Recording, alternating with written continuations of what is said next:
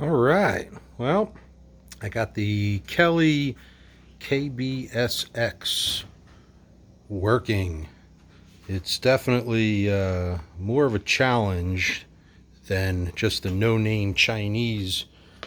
Well, they're all Chinese, but the no-name speed controllers that I've used on my other bikes. Here are two of these that I've done a couple of. This one is 34 amps. This one says 33, 2,000 watts, 48 volts.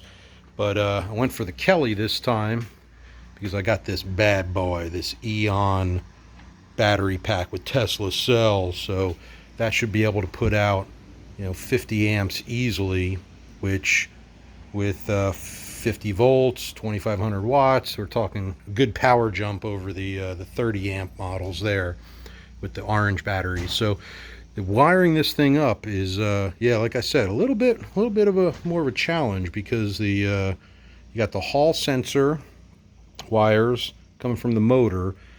Those colors don't match with the Kelly. So I found this. I can't remember who posted it, but thank you very much, because that shows your orientation or your connections there of the green, yellow, and blue Hall sensor wires. The throttle, I'm just using a regular throttle here because Kelly KBS-X doesn't have 3 speeds. You can have an eco mode, which cuts the amps by half, and I'm going to wire that in to a switch right here to activate eco mode.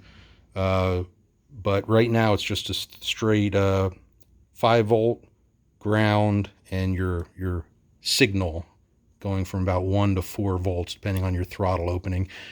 And yeah, you got your 3 phase connections there. I use like bullet connectors and XT90 main power, XT60 for charging, and I'm also running over here a volt gauge off of that.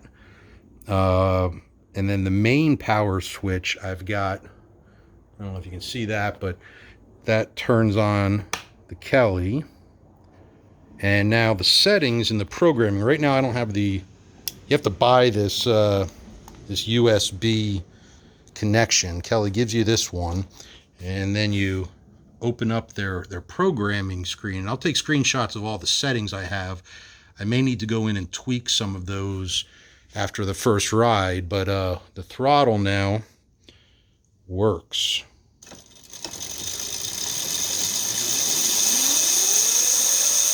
And that was only about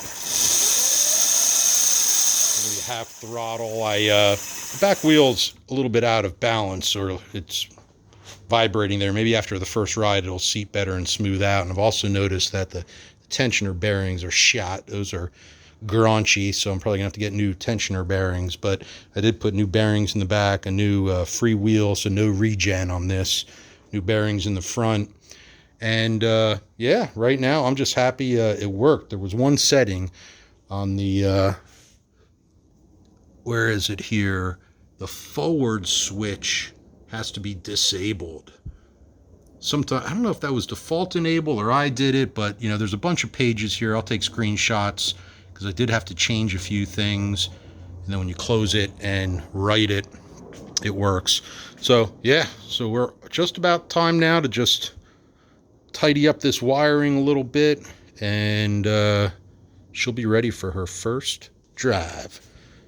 All right, see ya.